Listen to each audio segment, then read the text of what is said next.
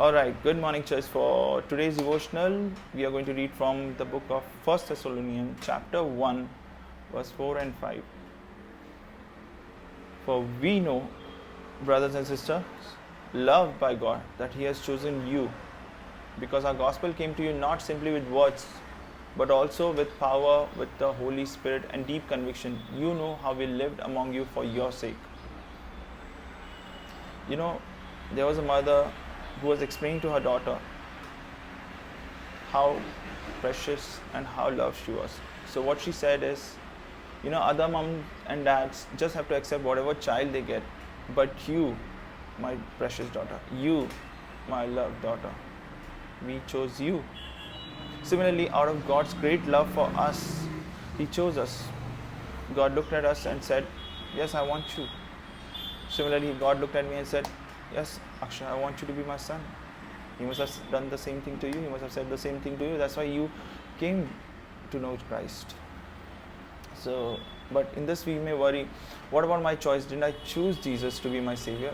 Well, we need to remember that we were dead in our transgression and sin. Ephesians chapter 2, verse 1. We couldn't even exercise repentance and faith.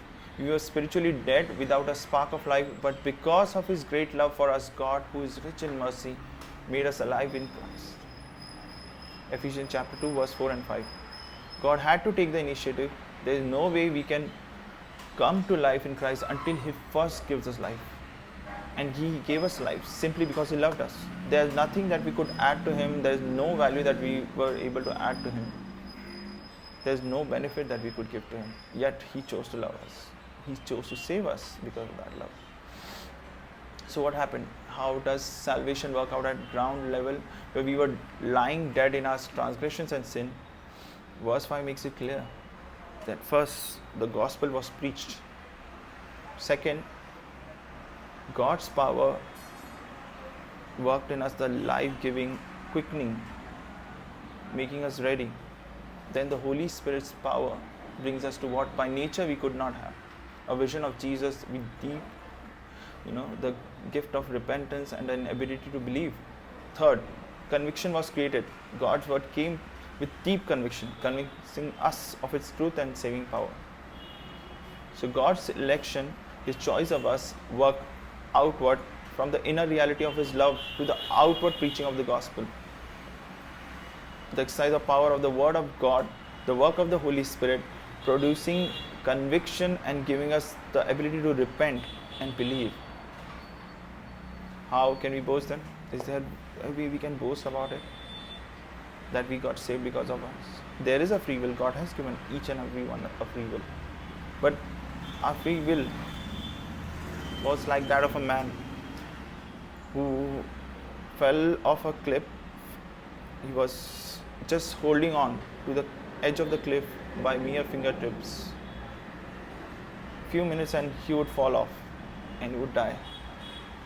But his cry was heard by a passerby, a savior, who heard him and threw a rope to him. He managed to hold on to the rope, and when he came back to safety, do you think he will boast? Oh, I got saved because I managed to cry loud. Oh, I got saved because I managed to hold on to the rope. No. Similarly, we can't boast. There would have been no saving without the Savior. My free will would be incapable of saving myself alone without the initiative of my Savior. This reminds me of a few lines from a beautiful hymn that I love, Rock of Ages.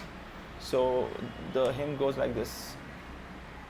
Nothing in my hand I bring, simply to Thy cross I cling.